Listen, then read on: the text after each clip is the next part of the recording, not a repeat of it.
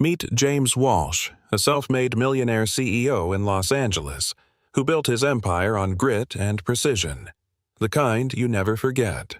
But, one sunny afternoon, he pauses on a sidewalk when he sees a 10-year-old boy repairing a skateboard with flawless technique, a technique that mirrors his own. The boy's name is Owen, and James's world begins to crack. In a worn-down apartment complex nearby lives Lisa, James's former love, and the secret he never knew. Owen is his son, a secret buried by James's own sister Susan, who paid Lisa to disappear, all to protect the family name. As James fights to make things right, he faces deep betrayal, legal threats, and a child who questions his intentions. Will Owen ever trust him?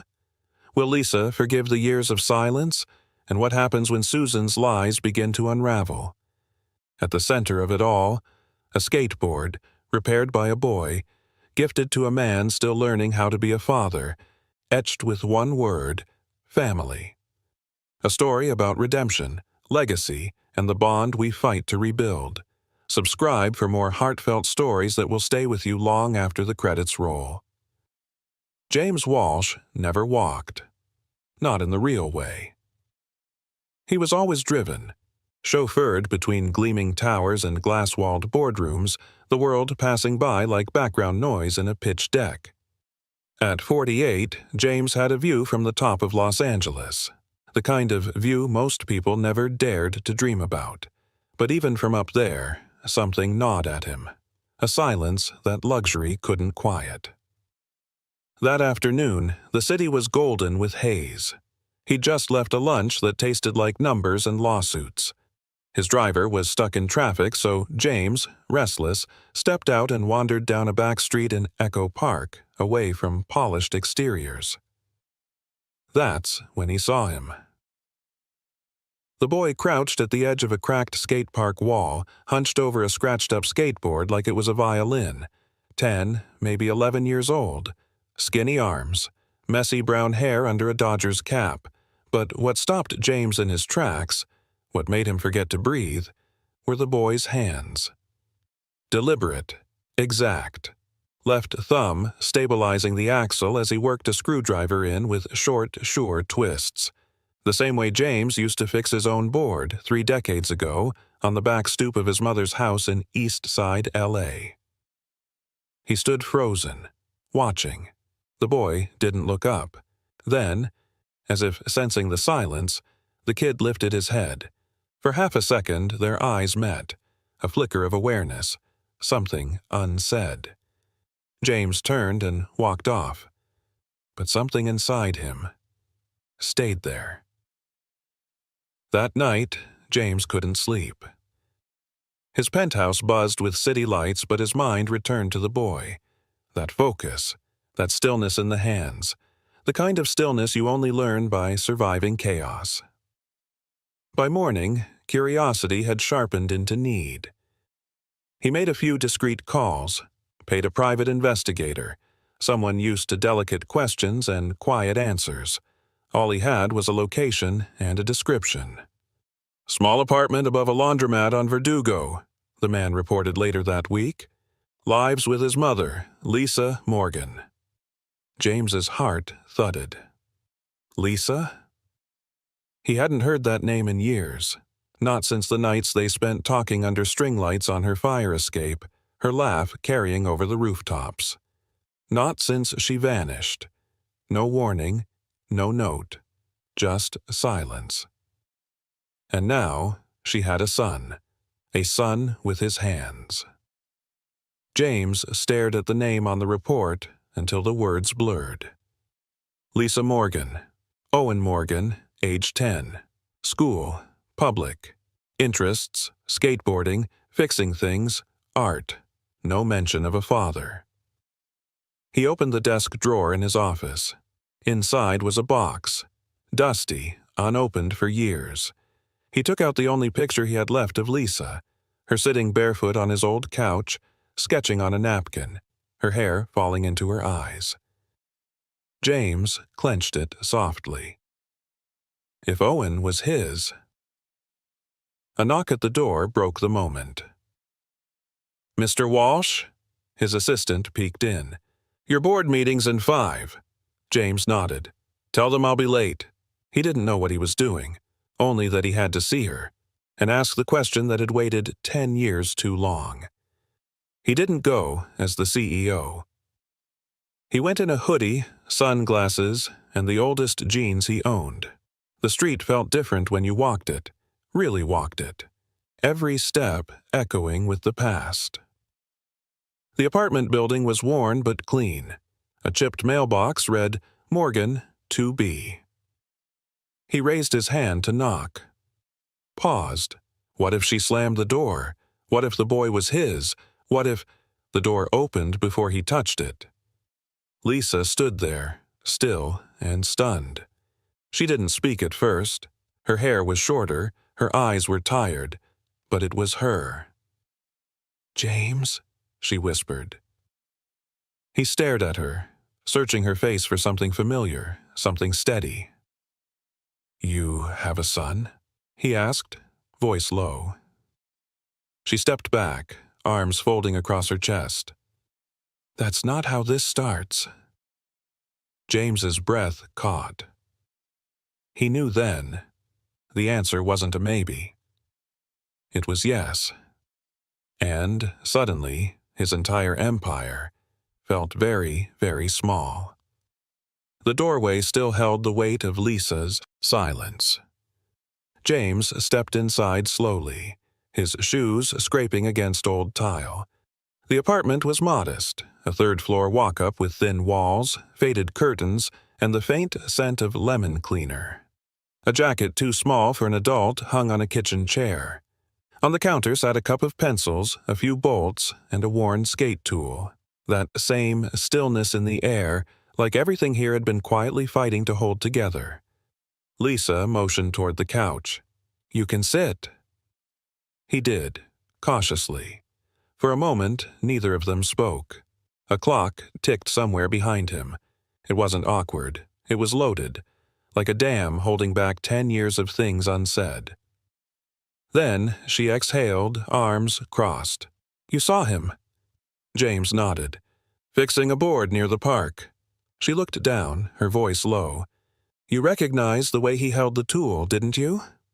He nodded again, softer this time, like muscle memory. Lisa smiled bitterly. "Yours." The air shifted. "Lisa," James leaned forward. "Why didn't you tell me?" Her jaw tightened.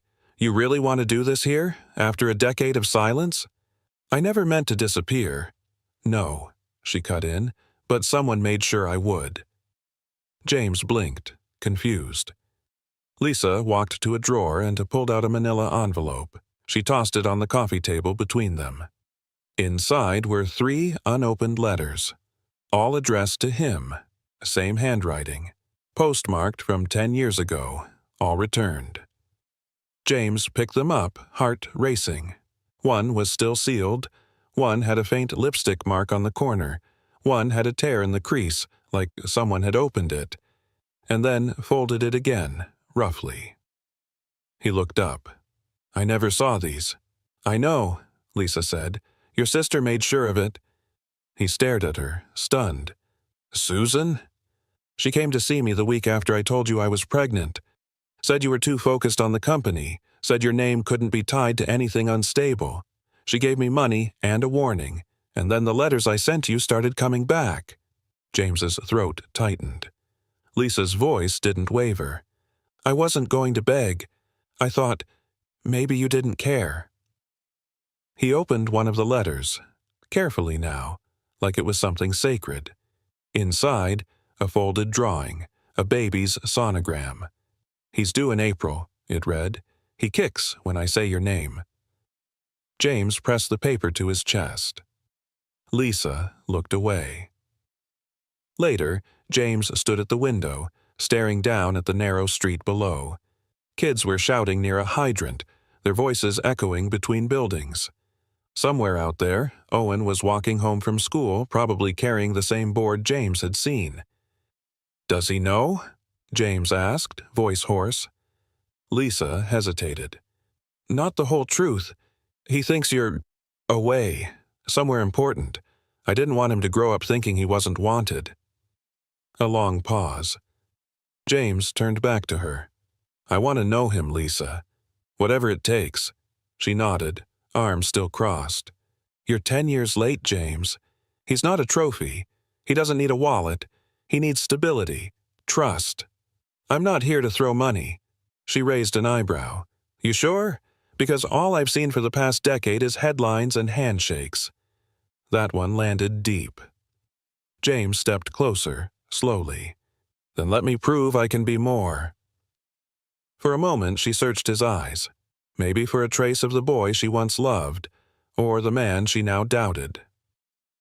I'm not saying no, she finally said, but don't come in here acting like one good conversation can fix 10 years of silence. James nodded, swallowing hard. Understood.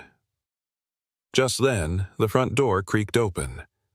Owen stepped inside, backpack slung over one shoulder, hoodie half-zipped. His eyes flicked from Lisa to James, curious but guarded.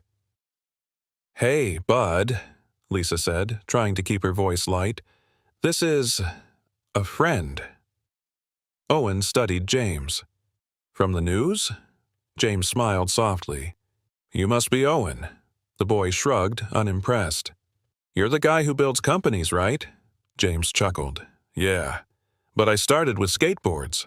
Owen raised an eyebrow. Really? James nodded. Broke a dozen, fixed 20. All with a Phillips head screwdriver and duct tape. Owen tilted his head. What kind of grip do you use? James didn't hesitate. Mob. Coarse. Always. The boy's eyes flickered, just for a second. The beginning of something. James didn't push further. Instead, he looked back at Lisa. This wasn't over. The sonogram still rested on James's nightstand the next morning, its faint outline glowing in the soft Los Angeles sunlight. He hadn't slept much. His mind kept circling the same image, a 10-year-old boy tightening bolts on a skateboard with precision. His precision. Now, everything made sense. Owen's focus, his posture, even the way his fingers wrapped around a tool. Muscle memory. Inherited, not taught. But what stayed with James more than anything was Lisa's voice when she'd said, Your sister made sure I would disappear.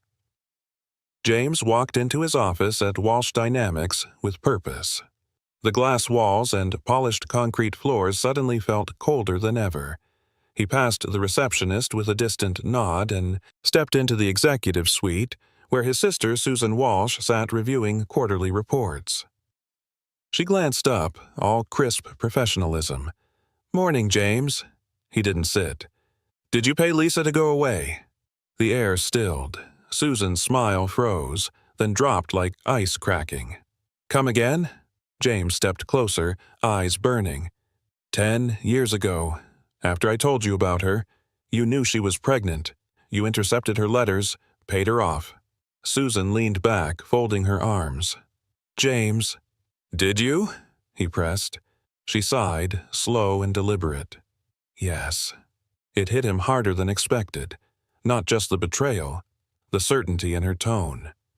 Susan straightened her blazer, eyes cool. You were on the verge of a national expansion. Dating a girl from East LA who lived paycheck to paycheck wasn't just reckless, it was dangerous. For the company. For our legacy. James's voice cracked. He's my son. And now you know, she said, almost gently. But back then, you would have thrown it all away. You were too soft. He stared at her, stunned. You had no right. I had responsibility, she countered. Our father left us a name to protect. You were so busy dreaming about skate parks and community centers, someone had to steer the ship. You played God with my life. I made the best decision for the business. James stepped back like she'd slapped him. Susan rose, brushing invisible lint from her sleeve. You're here now, aren't you? You've got your empire, billboards, book deals, the keynote at Stanford next month. Don't throw it all away over a boy who barely knows you. James's voice dropped to a near whisper. "He deserves to know me." "And you think he'll care?" she snapped. "That you're his father? He'll resent you. You'll be a stranger who suddenly wants to play hero." James didn't answer. He just turned, slowly, and left. That evening, James parked a few blocks away from Lisa's building.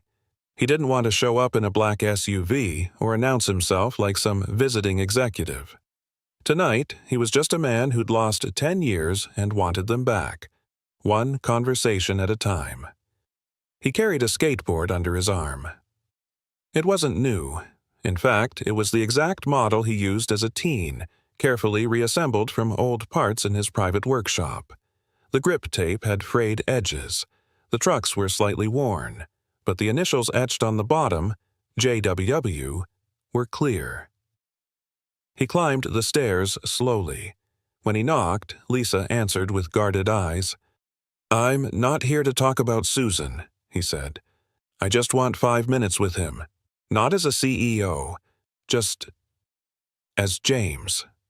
She hesitated, then opened the door wider. Owen was on the floor, sorting bearings and axles into little plastic containers. When he saw James, he sat up, cautious. James knelt down beside him. "I brought something." He laid the board on the carpet between them. Owen blinked. "That's old school." James smiled. "It's what I grew up on. You like the shape?" Owen ran his fingers across the deck. "It's sick." James nodded. "Thought maybe we could build something together, from scratch. You choose the parts. I just help tighten bolts." The boy studied him, eyes narrowing. "Why do you want to do that?" James paused, then said softly, "Because I've missed too much already." Owen didn't speak for a while.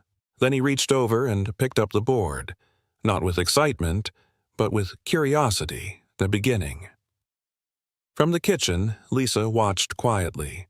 The tension in her shoulders slowly faded. Later that night, back at his penthouse, James sat in the dark, staring out over the city skyline. His phone buzzed beside him. A new text, from Lisa. "You were good with him." He stared at the screen. Then, after a breath, replied, "He's better than I ever imagined." He picked up the sonogram again. Folded beside it now was a drawing Owen had given him, a rough pencil sketch of a half-pipe, with 2 stick figures riding side by side. One was labeled O, the other J. The pencil sketch still sat on James's kitchen counter next to the sonogram. Owen's drawing of a skate park, 2 stick figures flying side by side. The caption under it, "Just Us." James hadn't touched it in hours. He sat in his home office now, the Walsh penthouse high above downtown Los Angeles, sifting through an old box marked "Personal." Things from a time before the boardroom, before the brand deals, before the polished speeches. Buried at the bottom, beneath yearbooks and worn photographs, he found them, letters, all addressed to Lisa Moreno, all returned, unopened, marked in red, undeliverable, returned to sender, but something felt off. James studied the handwriting on the return labels. It wasn't his. It wasn't Lisa's either. It was Susan's. He stood up slowly, heart pounding. By noon, James was in the archives of Walsh Dynamics' legal department. He bypassed the digital logs and went straight for the physical storage room, the one nobody used anymore. After 20 minutes of searching, he found a slim folder labeled Walsh Legal, 2012, Personal Settlements. His fingers trembled as he opened it. There, in perfect legal language and cold formality, was a non-disclosure agreement. Dated July 10, 2012. Signed by Lisa Moreno. Witnessed by Susan Walsh. Accompanied by a cashier's check for $50,000. The reason? Termination of personal contact and future communication. No parental claims. No contact with James Walsh permitted. James stared at the paper as if it might catch fire in his hands. It wasn't just betrayal. It was erasure. That evening, James drove to East Hollywood. He didn't call, didn't bring flowers. He brought the file. Lisa opened the door with the tired eyes, holding a tea mug. "I figured you'd stop by eventually." He didn't speak right away, just handed her the folder. Her fingers hesitated. Then she opened it, and flinched like she'd been slapped. "I didn't know you never saw my letters," she whispered. "She told me. You knew. She said you chose your career, that you moved on." James's voice cracked. "I never saw any of it, Lisa. I searched for you for months. Susan told me you'd moved to New York. I even hired someone. Nothing came back." Lisa sat down slowly at her small kitchen table, the folder open between them. Her hands trembled. "I was 28. No job, no health insurance. I was scared," she said. "Susan came in like she was saving me. She said she'd protect Owen from the tabloids, from a father too busy for birthdays. She promised he'd be safe if I let go." "You trusted her," James whispered. "I loved you," she said sharply, eyes glistening, "and she made it sound like you didn't want any of it. Not me. Not him." James leaned forward, voice low. "You should have told me." "I did." Her voice cracked. "I wrote you every month for a year. After that, I stopped believing you even existed." Silence hung between them, heavy with what was lost. Then Lisa asked more softly, "Why now, James? Why fight for this now?" He reached into his coat and pulled out the sketch, Owen's drawing, and laid it next to the NDA. "Because that little boy," he said, voice thick, "has my hands, my focus, my fight. And I missed every one of his birthdays, Lisa. Every lost tooth. Every win. I can't change what Susan did, but I can choose what kind of father I become now." Lisa looked down at the sketch, then back up at him. "You want him in your life?" "I want to earn a place in his world," James said quietly. She stared at him a long moment. Then, slowly, she slid the folder aside and whispered, "Start small. Pick him up after school tomorrow. He'll be at the community center. He teaches younger kids how to ride." James blinked. "He teaches?" Lisa gave a tired smile. "He's a lot like you." That night, James sat in his car for over an hour, parked in front of the old skate park where he first learned balance, not just on wheels, but in life.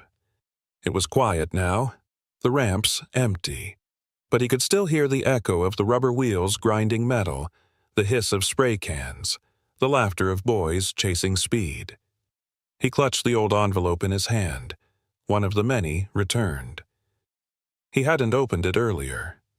Now, he gently peeled the flap and unfolded Lisa's words from a decade ago. "If you're reading this, it means you care. And that means more than you know. His name is Owen, and he kicks like you did at 10. I hope someday you'll want to meet him." James closed his eyes. Tomorrow, he would.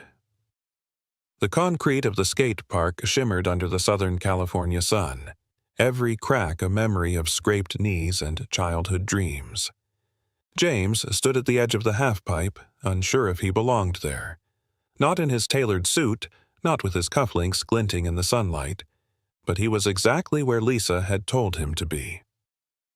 "Pick him up after school. He'll be here until 5, she'd said, barely meeting his eyes. Now he watched. Owen stood near the rail with a younger boy demonstrating how to shift weight through a turn. His voice was calm, patient. The kid nodded, tried, fell. Owen helped him up. James smiled. That exact hand movement, the grip at the elbow, the steady balance, it was his. He'd done the same thing for his little cousin decades ago, before money and headlines replaced moments like this. "You're just standing there," a voice said sharply. James turned. Owen stood beside him, eyes wary, arms crossed. "I didn't want to interrupt," James said cautiously. "You already did." Owen's voice didn't rise. It just cut. James nodded slowly. I'm trying to learn who you are, what you like, that's all. Owen squinted at him. You a sponsor or something? James chuckled nervously. No, I'm someone who should have been around a long time ago. There was a pause. Then Owen shrugged. So, what do you want? A hug? A picture for your Instagram? Or maybe you want to give me a trust fund so you can feel better? James winced. No, he said softly. I don't want anything from you. I just want to understand what I missed. I saw the way you fixed that board last week. You used a twin-bolt grip and a heel tap to seal the tail edge. That's rare. That's something I did at your age. No one taught me. It just came naturally. Owen blinked, confused. You used a heel tap? James nodded. When my mom wasn't around, I'd sneak my board out. I couldn't afford new grip tape, so I learned how to stretch the life of a deck. Watching you work, it felt like looking at a memory. Owen looked down. His board leaned against the fence, worn, taped at the sides, but clearly cared for. James reached into his pocket and pulled out something wrapped in soft cloth. He handed it to Owen without a word. Inside was an old, scratched skate tool, faded blue, engraved faintly with the initials JWW. I used that until I was 20, James said. Fixed every board I ever had with it. I thought maybe it deserved a second life. Owen turned it over in his hand. He didn't say thank you. He didn't have to. But his eyes softened. Look, Owen finally muttered, just because you show up with a story and a tool doesn't mean we're good. People around here, they come and go, talk big, disappear. You're probably the same. I might be, James said honestly. I've been a lot of things I'm not proud of. But I'm not leaving. Not again. Owen glanced at him. You say that now. But my mom, she cried for a long time. I heard her even when she thought I was asleep. She said your name once. James's chest tightened. I'm not asking you to forgive me, Owen, he said, voice low. I'm asking for a chance to earn that one day. Owen didn't reply. He just picked up his board and turned away. James called after him gently. Can I pick you up again tomorrow? The boy paused. I don't need a ride. I didn't mean in a car, James said quickly. I meant from here, from the park, just to walk home. Owen gave a small nod. We'll see. James stood at the edge of the park long after Owen disappeared down the street. In his pocket, the envelope from Lisa still rested, unopened, not because he didn't care, but because he already knew what mattered. It was standing in front of him, walking away, still unsure. Still waiting. As the sun dipped low behind the palm trees, James looked at the empty skate park and whispered to himself, one step at a time. But he wondered, would Owen ever stop thinking of him as just another rich man with something to prove? The hum of the refrigerator was the only sound in Lisa's small kitchen as James sat across from her, fingers wrapped around a chipped mug of coffee he hadn't touched. Outside, the sun had started to dip behind the buildings of East LA, throwing long shadows through the curtains. Lisa leaned against the counter, arms crossed tightly over her chest.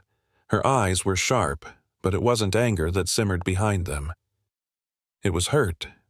Deep, quiet hurt. The kind that never fully faded, even after a decade. He told me you gave him a tool, she said at last, voice low. Owen said it used to be yours.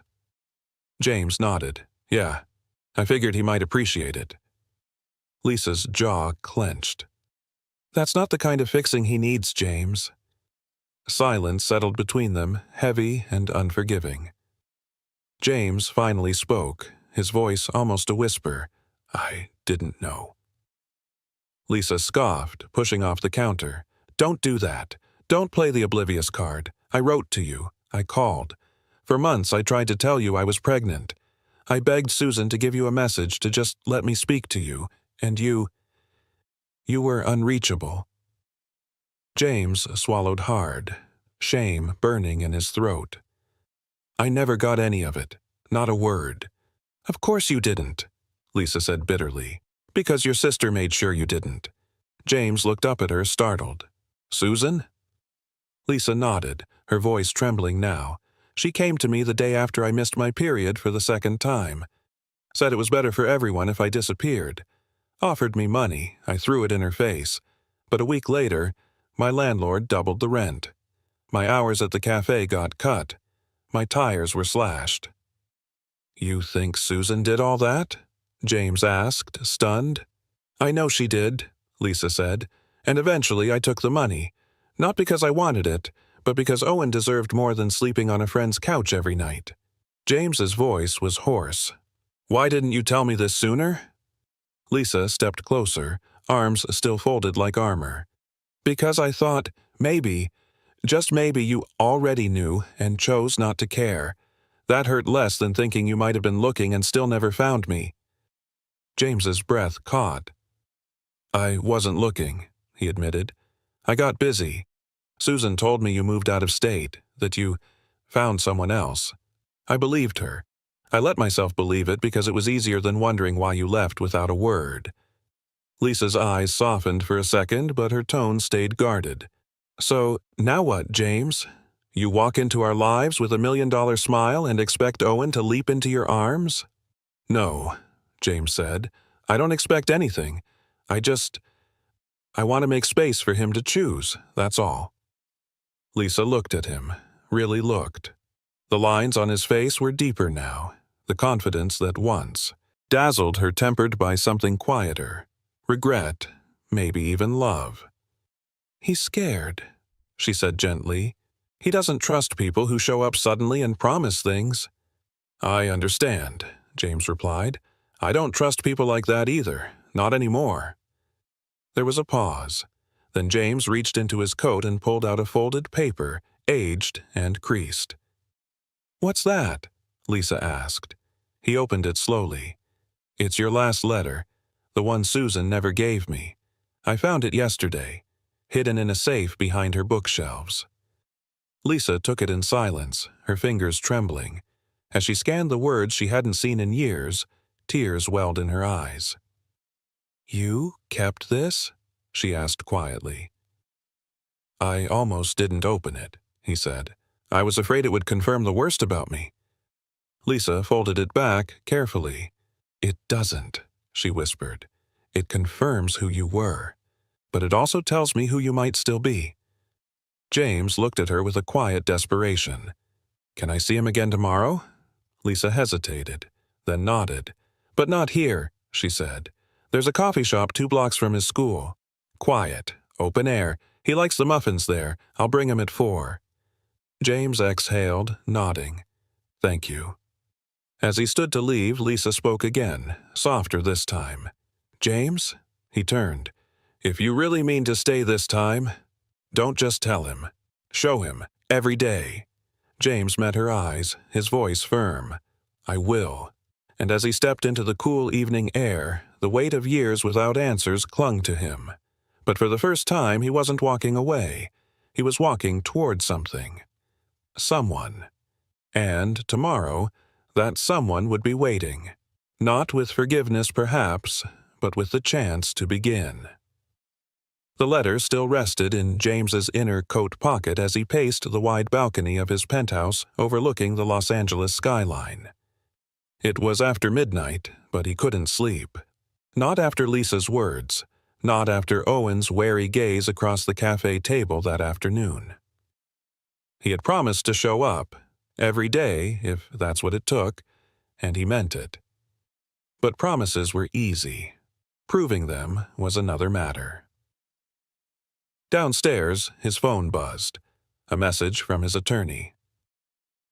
"Call me. Urgent. It's about Susan." James's stomach sank. When he arrived at the downtown law office the next morning, he was greeted not with handshakes but hushed tension. His attorney, Marla DeWitt, closed the door behind them and pulled up an email on her tablet. "It's from Child Services," she said, her voice low. "They've received a petition for full custody of Owen Walsh, filed this morning." James's jaw tightened.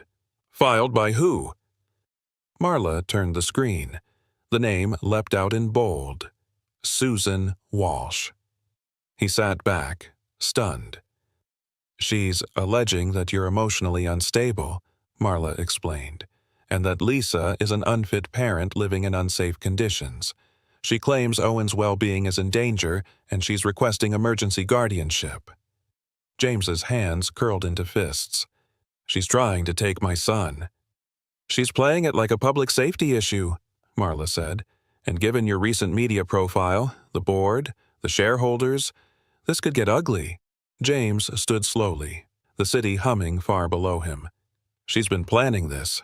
"Likely," Marla said. "We need to get ahead of it. File a countermotion, submit character affidavits, and—" "No," James interrupted. "Not just paperwork. I need to talk to Lisa, today." Lisa was already on edge when James showed up at her door.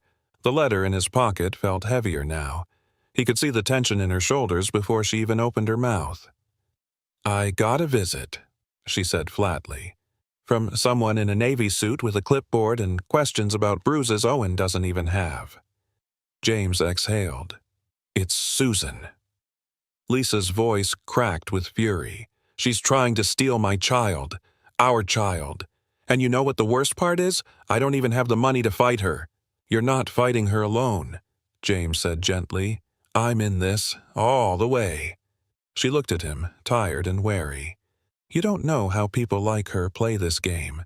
"Yes, I do," James said, voice steady, "because I grew up in it." He took the letter from his pocket and handed it to her. "Read it again. That version of me, the one who didn't know you were hurting, who didn't try harder to find you, he's gone." Lisa hesitated, then sat and unfolded the note. "I'm sorry it took me 10 years to show up," James said softly. "But I'm here now. And if Susan wants to drag this into court, then I'll meet her there." "And if you lose?" Lisa asked quietly. "I won't," he said, "because I'm not fighting for pride or power. I'm fighting for Owen." A long silence followed. Finally, Lisa folded the letter and placed it on the table. "I need one thing from you. Anything. You can't let this turn into a public circus. Owen's just a kid. He doesn't need to see us rip each other apart." James nodded. "Then we fight clean, but we fight hard." Just then, Owen wandered in from the bedroom, rubbing his eyes. "Why are you here again?" he asked bluntly. James crouched down, meeting him eye to eye. "Because I want to be, buddy. I want to be in your life. For real." Owen looked at him, suspicious but curious. "You don't even know what kind of cereal I like." James smiled softly. "No, I don't. But if you'll let me, I'd like to find out." There was a pause. Then Owen shrugged. "Frosted Flakes." James chuckled. "Noted." Lisa watched from the kitchen, one hand on her heart. It wasn't a breakthrough, not yet, but it was something. Outside, a car idled.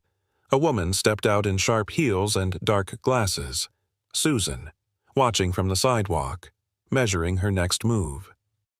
But inside that small apartment, James made a quiet vow. He would not let Susan win. Not this time. The Frosted Flakes box sat open on the tiny kitchen counter, half crushed but bright. James watched Owen eat quietly, each spoonful slow, deliberate. There was something grounding about the boy's focus, the way he moved like the world couldn't shake him, and James wondered again if that had come from him or from Lisa alone. But the peace of that moment shattered the minute his phone buzzed. It was from Marla. "Susan just filed the petition for emergency custody. The hearing's been expedited. 2 weeks." James closed his eyes. 2 weeks. 2 weeks to prove he was a better father than the sister who had orchestrated 10 years of silence. The boardroom at Walsh Industries gleamed with polished stone and brushed chrome. James sat at the head of the table, his eyes locked on the slideshow projection. An acquisition was on the table, a high-profile merger with massive upside. The investors were already buzzing. His assistant leaned in, whispering, "If you want to fight the custody case, you'll need the board's vote to release those funds privately." James nodded slowly, distracted. He was about to secure the biggest deal of his career. But across the table, one of the directors asked sharply, "James, are you even listening?" He straightened. "I'm listening." "Then say something. This partnership could increase our value by $400 million in the first year." James looked around the room. Every face here, every polished word and nervous smile, they all wanted the numbers to work, and he could make them work. He always had. But he thought of Owen's cereal box, of Lisa's worn eyes, of the letter she had folded twice before setting it down. "No," James said simply, silence. "No?" the lead investor repeated, incredulous. "You're walking away from this?" James stood. "I'm walking towards something more important." Back at the law office, Marla stared at him. "You sold your stake in the deal?" "I gave up the vote," James clarified. "The money I would have made goes into a trust. For legal expenses, for Lisa's defense, and for Owen's future." Marla looked as if she'd just witnessed a miracle. "You know that gives Susan ammunition, right? She'll say you're financially unstable now." James shook his head. "Let her try. My finances are sound. But my heart's finally where it should be." She leaned back in her chair, eyes searching his. "Then we do it your way." That night, James returned to the small apartment with a bag in hand. Books, some tools, and a box of donuts. Lisa answered the door, brows raised. "Donuts?" she asked. "I figured sugar bribes might earn me some points," he said with a soft chuckle. "Also, I gave up the Walsh-Kinsley merger." Her smile faltered. "You what?" "I couldn't fight for Owen and chase headlines. It would have made me look like every accusation Susan's already cooking up." Lisa studied him quietly, a shift softening her expression. "Thank you," she said, "for choosing him." James looked toward the hallway where Owen's skateboard leaned against the wall. "I just hope someday he sees it that way." "You're showing up. That's more than you've ever done." Before he could answer, Owen appeared. "What's in the bag?" he asked. James knelt down. "A few books, and a new set of bearings for your trucks." Owen's face lit up, then dimmed with suspicion. "What's the catch?" "No catch," James said gently. "But maybe you could help me put them in?" Owen hesitated, then nodded once. They sat on the floor, tools in hand, a quiet rhythm forming between them. Lisa watched from the doorway, arms folded, her heart tugged by the quiet clicking of wheels being secured. At one point, Owen looked up. "Are you going to keep coming back?" James met his gaze. "Every chance I get." Owen thought about that, then nodded again. Just then, a letter slid under the door. Lisa picked it up. "From Susan," she said bitterly. "She's not letting this go." James looked at Owen, then back at Lisa. "Neither am I." The morning after the emergency custody petition was filed, the sun hadn't fully broken over Los Angeles when James stepped out of his car, holding a coffee in one hand and a heavy heart in the other. His phone buzzed with the board member texts and media requests, but he ignored them all. There was only one thing he cared about now. And it was waiting for him on the apartment stoop. A boy with oil-streaked jeans, tousled hair, and a serious expression that reminded James of his own face at 10 years old. "Morning," Owen mumbled without looking up. He was busy sanding the side of an old skateboard deck, completely focused. James sat beside him quietly. "That one yours?" Owen gave a short nod. "Used to belong to a friend. Cracked the tail, but it's fixable." James noticed the burnished edges, the worn grip tape, and the tiny carved initials under the trucks. OWW. You always fix things for your friends? James asked softly.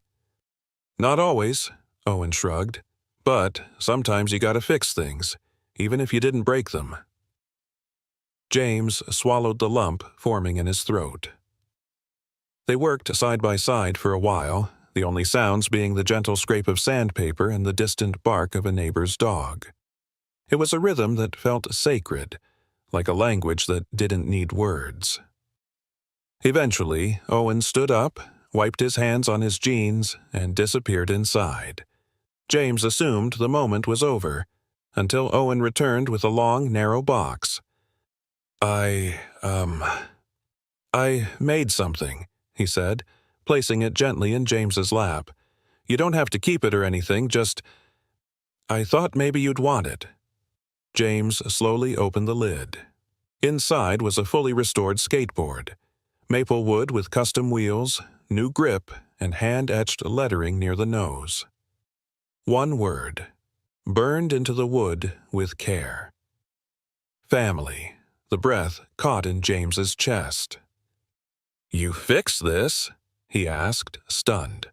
Owen nodded, looking down. Yeah. Thought maybe you'd like it better than just a tie or something.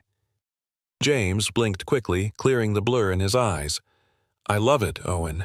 I really do. The boy shrugged, trying to stay cool, but a faint smile tugged at his lips. Guess I just wanted you to have something that wasn't about money. James placed a hand on Owen's shoulder. This is more than I ever deserved. Owen looked up, more open than before, but still cautious. You're still going to fight for me, right? With everything I have, James answered, his voice low but certain. Later that day, James entered the family court building dressed not in a suit but in jeans and a button-down, the same clothes he'd worn when working beside Owen. Lisa stood beside him, tense but composed. Marla followed with a stack of documents. Susan, however, arrived in full armor, tailored power dress, pearl earrings, and a smug expression she didn't bother hiding. You've made quite the mess, James, she said as they passed in the hallway. You think that skateboard makes you a father? James turned to her, calmer than she expected. No, but you thinking money makes you a mother figure? That's where we differ. Her smile faded, just slightly. Inside the courtroom, the judge looked over the custody motion. We've received new documentation this morning, she said, flipping through the file. Mr. Walsh, I see you've redirected significant assets into a child trust and waived executive privileges in your company. James nodded. Yes, Your Honor. My priority is Owen's well-being, not corporate control. Susan's lawyer jumped up. This man is acting erratically. He gave up a fortune overnight. That's not stability. That's emotional manipulation. But the judge held up a hand. And yet, he also transferred full legal authority over his accounts to a guardian oversight committee. That suggests responsibility, not recklessness. Susan shifted in her chair. And this? The judge held up a photo, one that Owen had left with Marla to submit. The image showed the skateboard, the word family carved into the wood. The courtroom went still. James recognized it instantly. My son made that, he said softly, and gave it to me yesterday. The judge placed the photo down slowly. Court is adjourned for today. I will need time to review further, but for now, the child remains in his current household. Outside the courtroom, James exhaled. Lisa brushed his arm gently. That photo, she whispered. Did you know he submitted it? James shook his head. No, but I'm glad he did. She looked at him, this man who'd once disappeared, now fighting with everything he had. You really did change, she said, almost too quietly to hear. He looked back at her.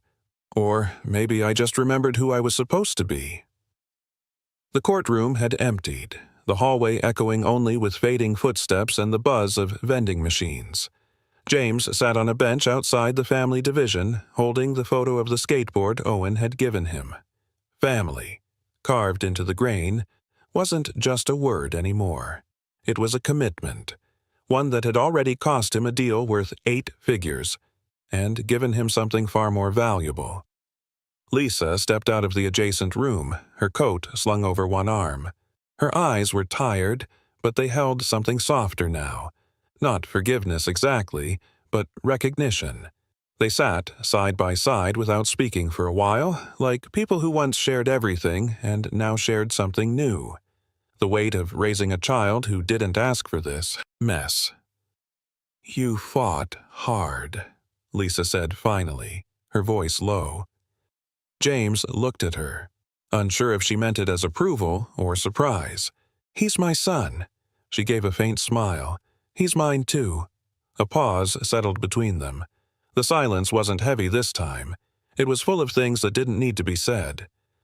"I know we can't go back," James began, his tone careful, "but I want to move forward. With Owen. As a father." Lisa folded her arms, her gaze narrowing as she studied his face. "You're not saying that because the court's leaning your way?" "No," James replied, quietly but firmly.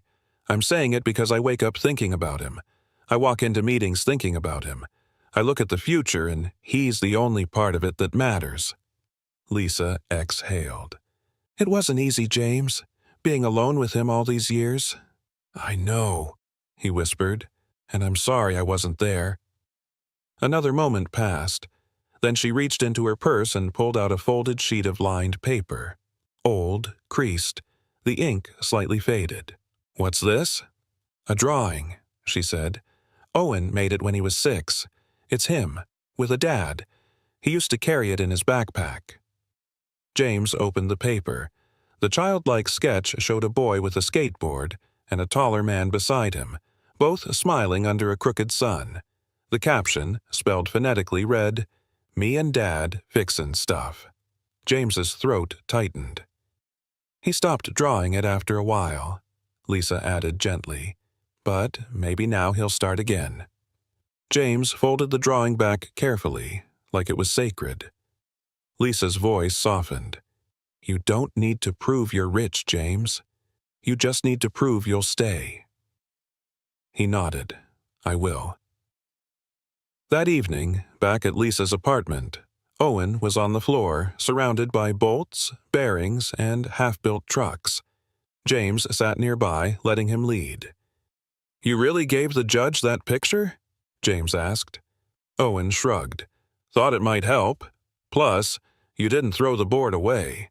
"Never," James said, shaking his head. "It's the best thing anyone's ever given me." Owen glanced up, then returned to his work.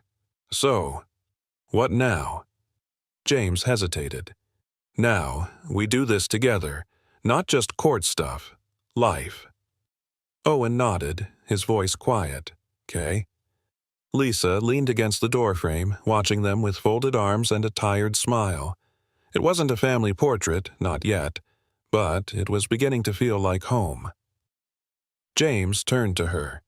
"You don't have to decide tonight, but if you're okay with it, I'd like to start co-parenting, formally. No lawyers between us." Lisa nodded slowly. "On one condition." James raised a brow.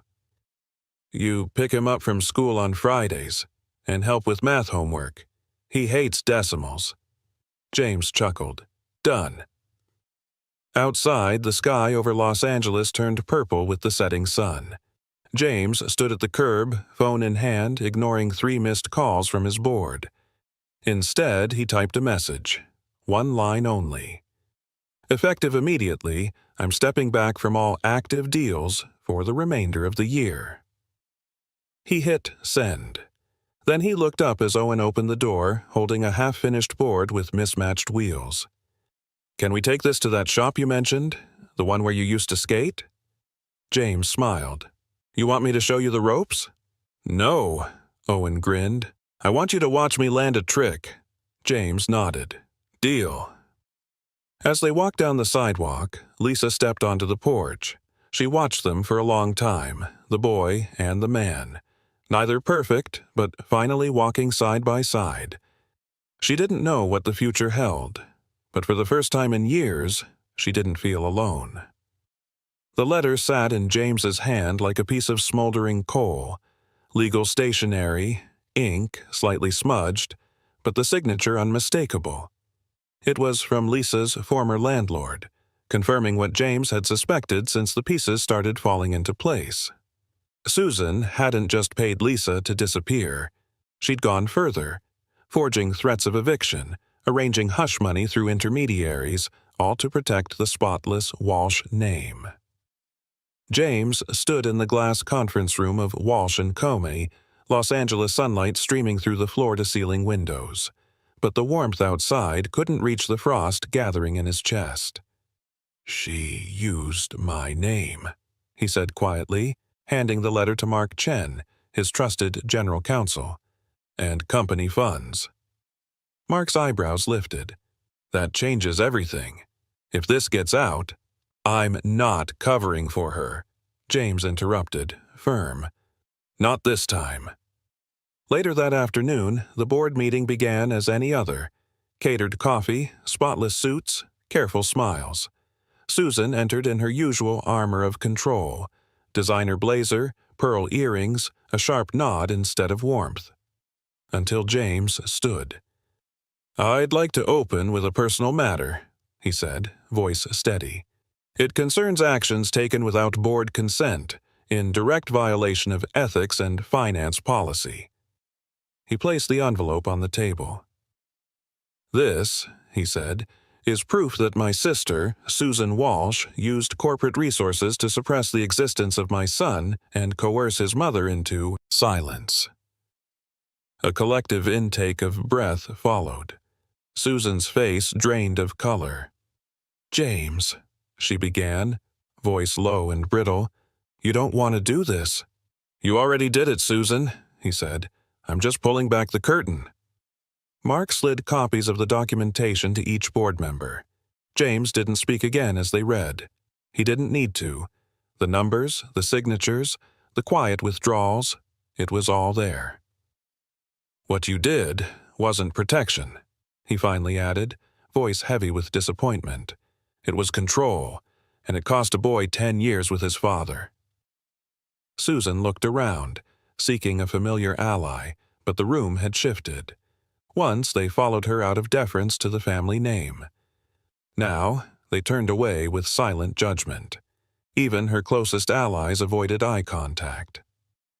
She rose. "This is a family dispute. It doesn't belong here." "It became more than that," James said softly. "When you used company funds, you made it everyone's concern." A long pause. Then the chairwoman of the board, Helena Ruiz, cleared her throat. "We'll need a formal review, but pending that, I'm recommending temporary removal from the executive team, effective immediately." Susan stood frozen. For a moment, James saw not the sister who orchestrated deals and smiled in press photos, but the girl who once held his hand at their mother's funeral, the one who promised they'd stick together no matter what. Now they were oceans apart. That evening, James returned to the small apartment where Lisa and Owen lived. Not as an intruder this time, but as someone welcome. Owen was sitting cross-legged on the floor, adjusting bearings on a nearly complete board. Lisa sat nearby, sipping coffee. "She really did all that?" Owen asked when James finished explaining. "Your sister?" James nodded. "She thought she was protecting the family, but she forgot. Family doesn't mean hiding people. It means showing up." Owen glanced down, turning a bolt slowly between his fingers. "Are you mad at her?" "I'm heartbroken," James admitted. "She made a terrible choice, but I let her have too much power. I should have fought sooner." Lisa met his gaze. "You're fighting now." Owen looked up. "Does this mean we're going to be, like, normal?" James smiled. "I don't know if we'll ever be normal, but we'll be honest. That's a start." Owen reached into his backpack and pulled out a small envelope. "What's this?" James asked. Owen shrugged. I made you something. After court. Inside was a photo. Lisa must have taken it. James and Owen working on a board together at the kitchen table. Owen had scribbled me plus dad equals fam across the bottom in thick marker. James's throat tightened. Thank you, he whispered. Owen grinned. Just don't lose it. It's a one-of-a-kind. As the night wore on, James stood outside the apartment building, looking up at the stars just barely visible over the LA glow. His family had been broken, then buried. But piece by piece, they were rebuilding something real. The cost had been high. Relationships frayed. Trust shattered. Power lost. But standing under that quiet sky, James felt lighter than he had in years. He looked down at the photo again, his son's handwriting glowing under the porch light. The morning sun spilled through the windows of the renovated garage, painting long golden streaks across the smooth concrete floor. Sawdust shimmered in the air. On the far wall, freshly mounted racks displayed tools, real tools, and a row of shelves held neatly labeled boxes of bearings, wheels, and grip tape. And in the center of it all, a single wooden sign, hand-carved by Owen, hung proudly above the workbench. Walsh Boards, where family starts over. James Walsh tightened the bolts on a board beside his son, his hand steady but his heart unsteady in the best way. It had been 3 weeks since Susan's scandal went public and the board had formally removed her from all executive decisions. James had stepped back too, not in disgrace, but in choice. He was still CEO, but part-time now, because what mattered most wasn't a billion-dollar empire. It was right here, in this warm, echoing space filled with laughter, second chances, and the faint scent of pine and glue. Lisa stood across the room, unpacking a donation box from the community center. She wore a navy blue apron embroidered with the words, "Mentor, not manager." She caught James's glance and gave a small smile. Tired, genuine, mutual. They had not gotten back together, but they were building something far deeper than a title. "Dad," Owen said softly, nudging his elbow. James turned.